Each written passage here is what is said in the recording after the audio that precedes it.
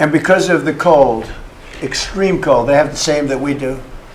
I personally asked President Putin not to fire on Kyiv and the cities and towns for a week during this. A single claim from Donald Trump has abruptly frozen the battlefield, at least on paper. He says he asked Vladimir Putin for a one-week pause in attacks on Ukraine cities, and he says Putin agreed. Kyiv is responding with cautious hope, weighing relief against long-earned distrust. Moscow, however, remains silent, and in this war, silence is never neutral. US President Donald Trump says he made a personal appeal and Vladimir Putin listened. Speaking during a cabinet meeting at the White House, the US President claimed the Russian leader agreed to halt attacks on major Ukrainian cities for 1 week. The reason? Extreme winter cold. The claim, dramatic and unexpected, landed as Ukraine faces blackouts, freezing temperatures, and renewed strikes on its power grid.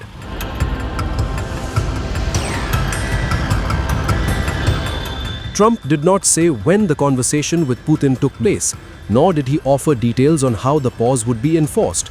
But he was clear on one point, that he personally asked Russia to stop firing into Kyiv and other cities, and that Putin agreed.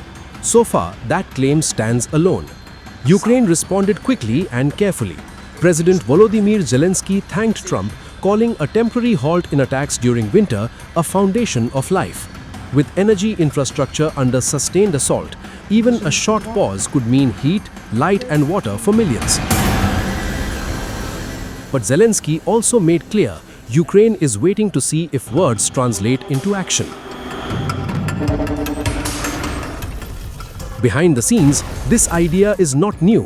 Zelensky confirmed discussions on a temporary halt in attacks on energy infrastructure took place during trilateral talks between US, Ukrainian and Russian officials in Abu Dhabi last week. Sources say American officials raised the proposal, but even then it was unclear whether Moscow would agree.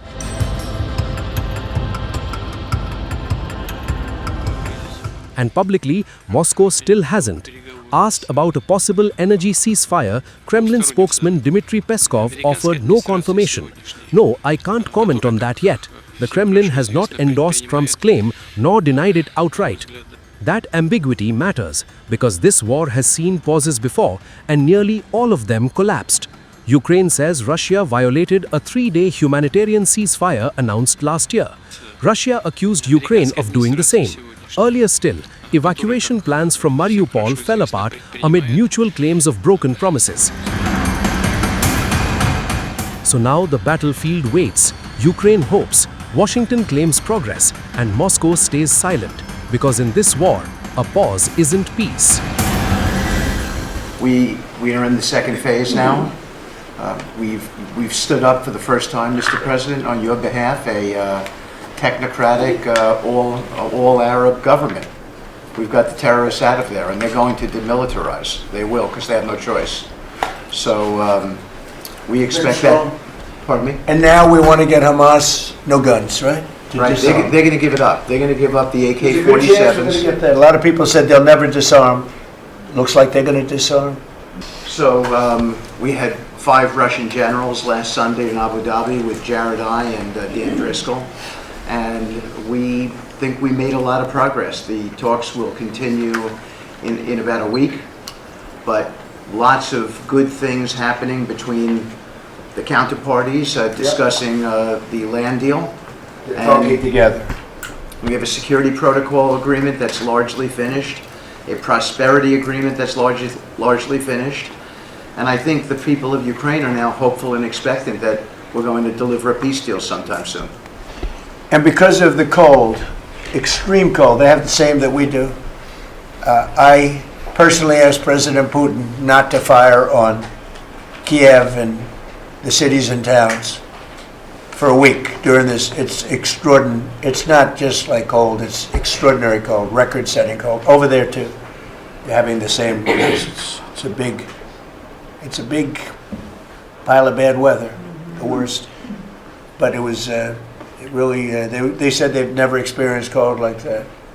And I personally asked President Putin not to fire into Kyiv and the various towns for a week And he agreed to do that. And I have to tell you, it was very nice. A lot of people said, don't waste the call, you're not going to get that. And he did it, and we're very happy that they did it. That's correct. Because on top of everything else, that's not what they need is missiles coming into their towns and cities. So I just thought I should say it.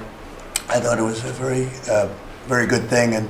And Ukraine was, almost they didn't believe it, but they were very happy about it because they are struggling badly. I think it shows, Mr. President, how you provide an overarching sort of presence in these negotiations. The Ukrainians never thought it could happen. The Russians are doing things maybe that people wouldn't give them the credit for doing, and I think it always comes down to your indomitable spirit. The last time we had a press conference, it lasted for 3 hours, and some people said he closed his eyes. Look, it got pretty boring. In all fairness. So with that, we are going to ask a couple of people to say a few words, and we're not going to go through the whole table, because the last time we had a press conference, it lasted for 3 hours, and some people said he closed his eyes. Look, it got pretty boring. In all fairness, I love these people. But there's a lot of people. It was a little bit on the boring side. But I didn't sleep. I just closed them because I wanted to get the hell out of here.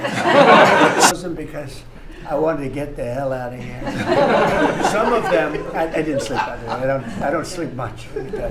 But you know, it's funny, some of them got me in a blink. You know, when you go like, and they took me as at the one statistic yesterday that Scott told me is that for the first time ever, tell them about the steel in Japan, that we are now making more steel. Go ahead, please.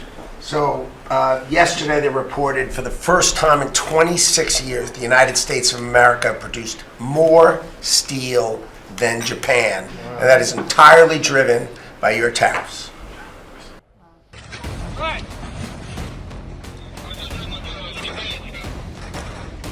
Fire, smoke, and shattered apartments in the dead of night. In southern Ukraine, Russian drones struck while families slept, killing 3 people in the Zaporizhia region and igniting a massive blaze inside a residential building.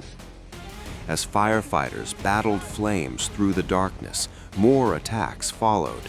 In central Ukraine's Dnipropetrovsk region, homes burned. 2 more people were injured, and the night offered no refuge.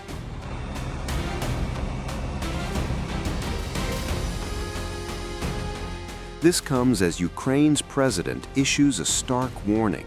Volodymyr Zelensky says intelligence shows Russia is preparing another large-scale aerial assault, potentially involving hundreds of drones and missiles, even as US-led peace talks are set to resume this weekend.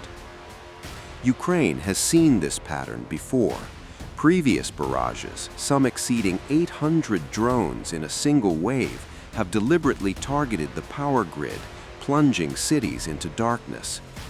Zelensky says every strike undermines diplomacy.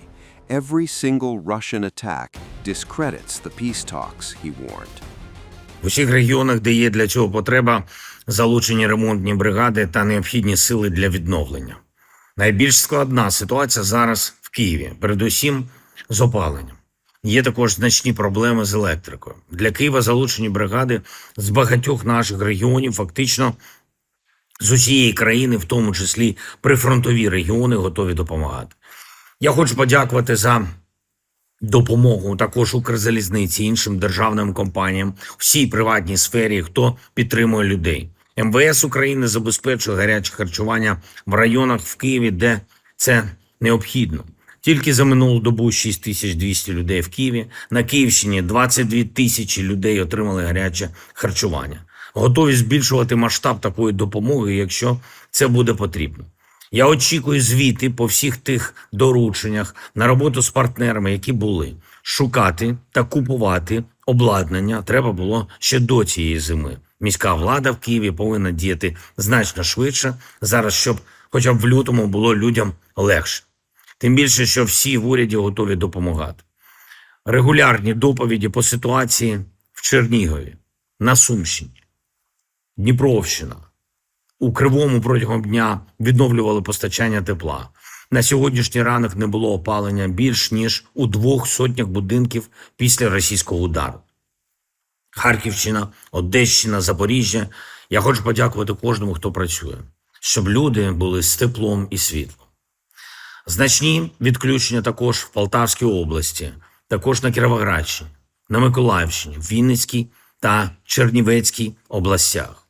Говорив з президентом Франції. Еммануель відзначив виклики, які є. Ми говорили про допомогу Україні, якої ми зараз потребуємо найбільше. Розраховуємо на підтримку Європи. Важливо, щоб лідери та держави не мовчали про те, що відбувається. Не мовчали про те, що росіяни все одно намагаються завдати українцям якнайбільше болю, не зважаючи на жодну дипломатію. Знаємо і про те, що росіяни готуються до нового удару. Розвідка дає інформацію щодо цього. Треба, щоб зараз Америка, зараз Європа, зараз всі партнери розуміли, як це дискредитує дипломатичні розмови. Кожен з російських ударів. Сьогодні росіяни на Київщині вбили жінку та чоловіка. Просто люди були у своїй квартирі. Мої співчуття рідним та близьким. Дитину 4 роки вдалося врятувати. Я хочу подякувати Мар'яну Кушніру, журналісту Радіо Свобода, воєнкору, який мужньо діяв, врятував цю дівчинку. Багато залежить саме від того, що наші люди не втрачають мужності. Напередодні росіяни ударили по звичайному цивільному потягу. Дронами вдарили. Були загиблі, були поранені. В потязі їхав український сержант, воїн 93-ї окремої механізованої бригади. Владислав Рожковський, позивний Омар. Не розгубився. І все, що міг, робив заради того, щоб допомогти іншим. Я хочу подякувати тобі, Владиславе. Дякую всім, хто робить зараз все можливе і неможливе, щоб врятувати якнайбільше людей, якнайбільше життів. Despite international condemnation, Russia's daily bombardment continues, striking civilian areas far from the front line, nearly 4 years after the full-scale invasion began. In Brussels, Europe's top diplomat delivered a grim assessment. Kaja Kallas says Ukraine is being pushed toward a humanitarian catastrophe. Russia, she says, is bombing civilians and trying to freeze them into surrender as temperatures plunge as low as minus 20 degrees Celsius and power stations are knocked offline. They are bombing Ukrainians, trying to bomb and freeze them to surrender. And that's why we are also discussing the energy support that we can give them because it's very hard winter and Ukrainians are really suffering. There's a humanitarian catastrophe coming there. So Russia is targeting hospitals, schools, apartment buildings, critical infrastructure, energy infrastructure in order to bomb and freeze Ukrainians into surrender. Over the past month alone, Ukraine says Russia launched more than 6,000 drones, constantly upgrading both weapons and tactics, forcing Kyiv to rethink how it defends its skies. The human cost is staggering. An international think tank warns that by spring, the number of soldiers killed, wounded, or missing on both sides could approach 2 million, with Russia suffering its heaviest losses of any major power since World War II. Europe is now racing to respond. New sanctions are being prepared, emergency energy aid is being mobilized, and pressure is growing to tighten the chokehold on Russia's revenues. But as diplomats talk, the drones keep coming, and in Ukraine, winter, war, and uncertainty are colliding, with civilians caught in between. You know, Dmitry Sergeyevich Peskov has already stated that, unlike the Ukrainians or the Americans, we do not publicly comment on negotiations that are meant to be conducted in confidential silence, and those who try to make all sorts of statements, asking what was discussed, or who promised what to whom, well, that's simply not very appropriate for proper negotiation practice and common decorum. In terms of percentages, Americans and Ukrainians say 90% is agreed. But what about the general picture? Seriously, what do you yourself think? Is this supposed to be a serious conversation? Yes, it doesn't seem true. 90%, but from what to take? From the overall package of the agreement, which... A package of agreements was presented to the President for June of 2024, and it has been repeatedly confirmed. Our negotiators will continue to engage in discussions in any format, and they certainly know what they are doing. And when everything is clear, I am confident the press will be... Questions. If parts of the former Ukrainian territory continue to be used, and this regime is made a springboard for creating threats against the Russian Federation, then you yourselves will probably realize that such security guarantees can hardly ensure a reliable peace. Security guarantees were agreed upon in April of 2022 in Istanbul. And what's more, the fundamental draft of these security guarantees was actually proposed by the Ukrainian side itself. We gave our support to this project. Later, you know the story, when Boris Johnson, who was then the Prime Minister of Britain, prohibited them from signing the corresponding agreement, an agreement that had already been signed. And those guarantees ensured the collective nature of security, the indivisible nature of security, including the security of both the Russian Federation and the entire region where Ukraine is located. So we'll be focusing on actual concrete proposals, and we won't be swayed by those public games that seem to excite you so much.